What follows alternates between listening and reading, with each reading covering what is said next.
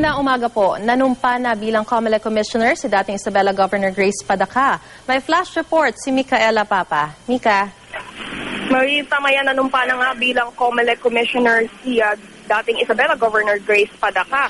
At mismong si DOJ Secretary Leila De Lima ang nag-administer ng oath of office kay Padaca dito sa Executive Lounge ng Department of Justice.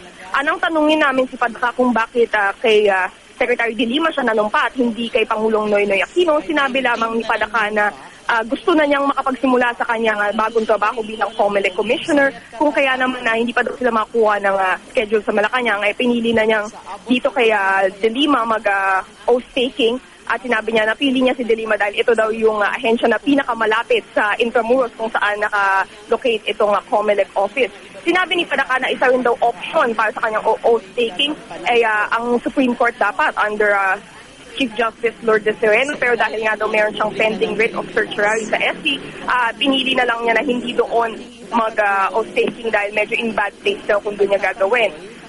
Bilang sagot naman doon sa mga pambabatiko kay Padaca na hindi siya independent mula sa palasyo dahil mismo si Pangulong Noynoy Aquino ang nag-post ng kanyang bill, sinabi ni Padaca na yung kanyang magiging performance sa COMELEC, yung magpapakita o magpapatunay dun sa kanyang independence. At nang tanungin kung ano yung mga assignments na naka-line up na for Padaca, sinabi niya na wala pang naibibigay si Chairman Sixto Brillantes, bagamat meron na siyang naiisip na mga problema sa eleksyon na gusto niyang tutukan. Ito nga yung vote buying, yung terrorism at yung pandaraya nga sa eleksyon.